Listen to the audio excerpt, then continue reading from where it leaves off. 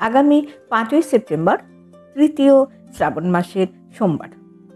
শ্রাবণ মাসের প্রথম দুটি সোমবার অতিক্রম করে ভক্তরা এবার তৃতীয় সোমবার ব্রত পালনের জন্য প্রস্তুতি নিচ্ছেন। আগামী সোমবারও ভক্তরা খুবই নিষ্ঠা এবং ভক্তির সঙ্গেই বাবা শিবশম্ভুকে জল অর্পণ করতে পারবেন, এটা আমরা সকলেই আশা রাখছি। বাবা ভক্তের নিষ্ঠার সঙ্গে নিশ্চয়ই সহযোগিতা করবেন।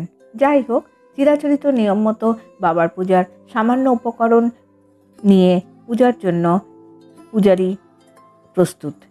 নিখুঁত 3টি বা 5টি বা 11টি বেলপাতা, দূর্বা 3 পত্রযুক্ত ফুল, শ্বেত চন্দন, অখণ্ড আতপ চাল, গঙ্গা জল, কাঁচা দুধ, মধু, ঘি, দই এবং চিনি, পারলে ডাবের জল, এছাড়া গোটা ফল একটি নৈবেদ্য, কালো তিল ও হরিতকি। প্রথমে শিবলিঙ্গকে তামার থালা কিংবা পাথরের থালায় বসাতে হবে এবং আসন শুদ্ধি, জল শুদ্ধি ইত্যাদি করে নেবার পর 11 বার শিব মন্ত্র জপ করুন। এবার সূর্যদেবকে লাল ফুল, রক্তচন্দন এবং জল নিয়ে অর্ঘ্য প্রদান করুন। এবার সূর্যদেবকে প্রণাম জানান।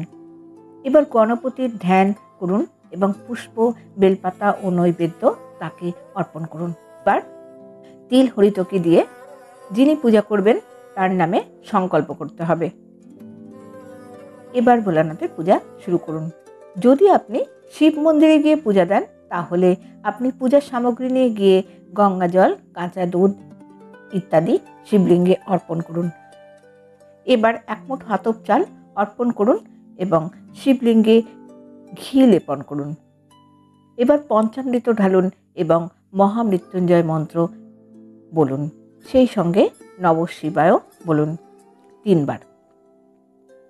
এরপর ফুল, বেলপাতা একে একে শান্তভাবে অর্পণ করুন। কোনো রকম অস্থিরভাবে পূজা করবেন না। প্রতি ক্ষেত্রে বাবার কাছে ক্ষমা প্রার্থনা করুন। এবার একটি গোটা ফল, বেল, কলা বা শসা যে কোনো একটি অর্পণ করুন। এবার কাঁচা মিষ্টি অর্পণ করুন। এবার একটি কয়েন বাবার মাথায় অর্পণ করে ক্ষমা চেয়ে নিন। সব শেষে ডাবের জল ঢেলে বাবার পূজা সমাপন করুন। এবার হাঁটু গেড়ে বসে এই স্তোত্রটি পাঠ করুন। এটি শিবাষ্টক স্তোত্র।